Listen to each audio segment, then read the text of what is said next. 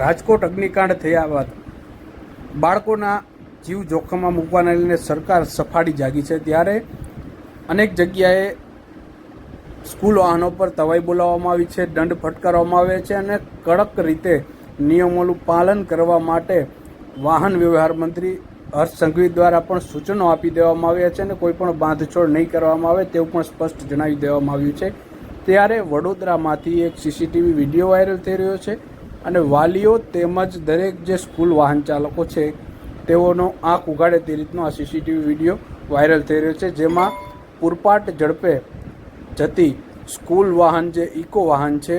તેમાંથી 3 જેટલી વિદ્યાર્થીનીઓ છે તે ફૂલ સ્પીડમાં જતી આ ઇકો કારમાંથી રોડ પર પટકાઈ છે। પાછળનું જે દરવાજો છે તે ડેકી કહી શકાય, તે ડેકી અચાનક ખુલી જવાને કારણે તેમાં બેઠેલી 3 જેટલી વિદ્યાર્થીનીઓ છે તે પડી ગઈ છે અને તેઓને સામાન્ય ઈજાઓ પહોંચી છે। આ દ્રશ્ય જોઈને આજુબાજુના લોકો ભેગા થઈ ગયા હતા અને આ 3 વિદ્યાર્થીઓને એક ઘરમાં લઈ જઈને સાંત્વના પાઠવવામાં આવી હતી। ત્યારે આ વિડીયો વાલીઓને ચેતવા જેવો